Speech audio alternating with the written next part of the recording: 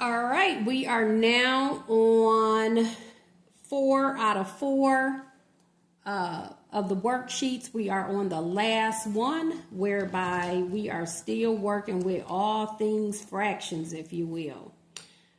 This is the last of the 4 worksheet practice for all things fractions, 5th grade. We're doing all operations. And that we have a couple of application problems, and then we're just going to solve some computational problems, okay?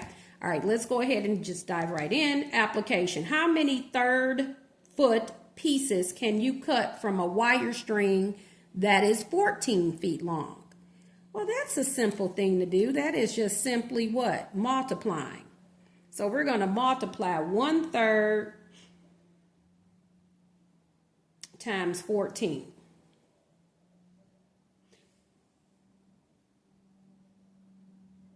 I'm sorry, you're going to actually multiply 3 by 14. Because if you think about it, you've got a 14-foot long piece of wire, and each increment is, a whole foot, if you would. And within each, you've got 3 of those. So that's 3. They're cutting the 3 into thirds. So this is a whole foot, that's a whole foot, this is a whole foot. You should have what, 14 of those? And they're cut into thirds. 1, 2, 3, 4, 5, 6, 7, 8, 9, 10. Just to give you an illustration, 11, 12, 13, 14. Now imagine those are equal increments. Now, within each increment, you have 3 of those because they're cut into thirds. So you would, in essence, be multiplying 3 by 14. So what's 14 times 3? Okay. That is 42. You would be able to get 42 1/3 foot pieces if you had a 14-foot long string of wire. Okay, so 42. That is our answer, 42. Okay? So 42 pieces. Okay? Because how many thirds is in 1? 3. That was like fundamental fractions. How many fourths is into 1? 4. How many fifths is into 1? 5. Come on. So if you've got a 3rd foot pieces, that means a 1/3 of a foot, you would have to multiply that 1/3 by 3 to just get 1. So we're literally multiplying 3 times the number of feet. So that would be 3 times 14, because you really get 3 thirds in 1 foot. So 3 pieces is in 1 foot. Right? 3 pieces equal 1 foot because of the 3rd. If we had a 4th foot pieces, we would multiply 4. We would multiply this number by 4. Okay, so it's simple. Now, 5 people share half of an extra large pizza evenly. 5 people. Half of a pizza. Okay, some of this wording tries to throw you off. Okay, what fraction part of the original pizza? We don't even know the size, how many pieces in the original, and we don't need to know that. Does each person receive? Well, what's 5? Because again, we're talking about 5 people. So we're looking at a 5 times a half. 5 times 1/2. Well, really, we're looking at a half a pizza divided by 5. That's what we want. We want a half a pizza, no matter how many pieces there are, divided by the number of people to share the pizza equally. We want to divide. So remember, we're going to say 1/2 times, really that's 5 over 1, right? We're going to multiply by 1/5. So each person would get 1/10 of the pizza. No matter how many pieces there are, okay, they get 1/10 of the number of pieces. They get 1/10. So if there were, let's say, 40 slices, let's say there were 40 slices. Half of the pizza would be what? 20 slices? So 20 and 20. And then 20 divided by 5 would be 4, correct? Correct. So 20 divided by 5 would be 4. 20 divided by 5 would be 4. Somehow you would,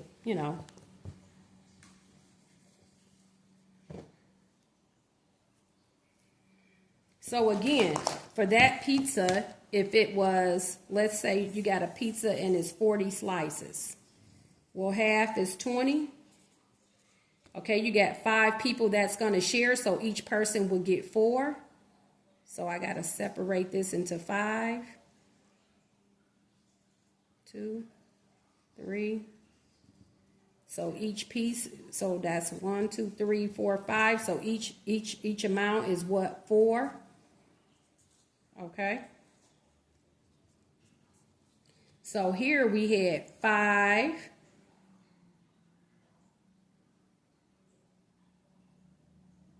So it would be what? 20 divided by what? 5 is equal to 4. Or 1/5 times 20 will be equal to 4. They each will get 4 slices. But again, they never gave us this amount. They just simply wanted to know, and 1/10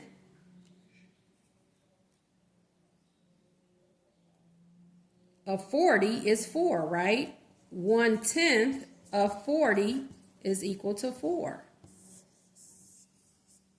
So if you had 40 slices total, each person would get 4 slices. It makes sense, right?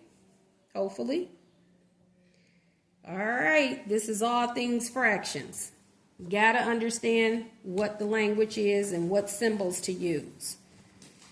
So again, we were gonna divide by 5 here because 5 people shared something equally, and they're talking about a half of something, but yet they never gave us the total. It would be still a half divided by 5, no matter what it is. And then to divide fractions, you would do 1/2 times, remember, keep, change, flip. Okay. All right, down here, solve, give your answers as a mixed number, and simplify to lowest terms. So 6/5 times 8 over 1. That's what that becomes. 6/5 times 8 over 1.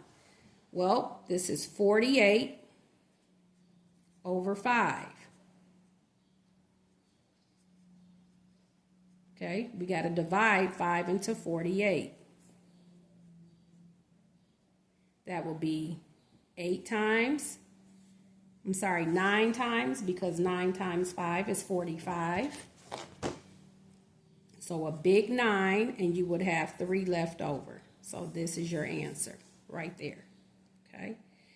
Here we're going to take 1/7 and multiply it. So we keep, change, flip. So we keep the first fraction, change this to a multiplication, and really that's 3 over 1 to start. But now we want to flip it, and it becomes 1/3. So this will become 1 over 21. That's our final answer.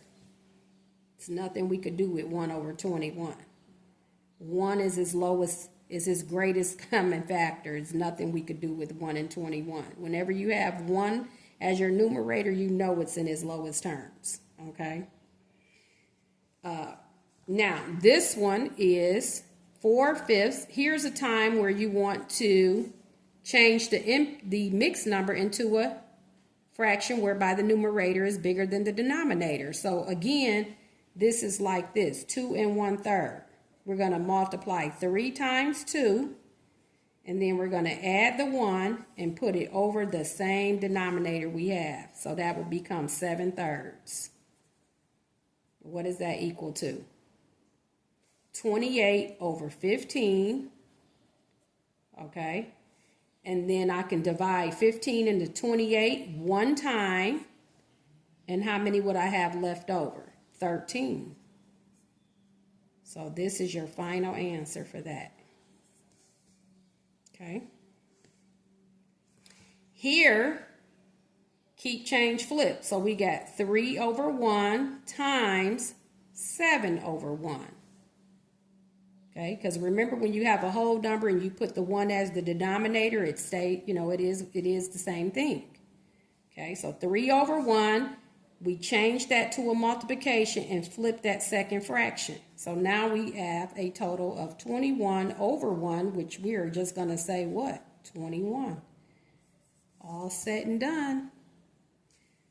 That completes this 4-page practice for fractions and mixed numbers, all operations, equivalent and simplifying. All right, good people. Hope you have had a good time with your child. This is a lot, but again, they're learning this in school. And again, this is just supplemental work. Okay. All right. Making math count. Remember to subscribe to the channel and order your math box at makingmathcount.org.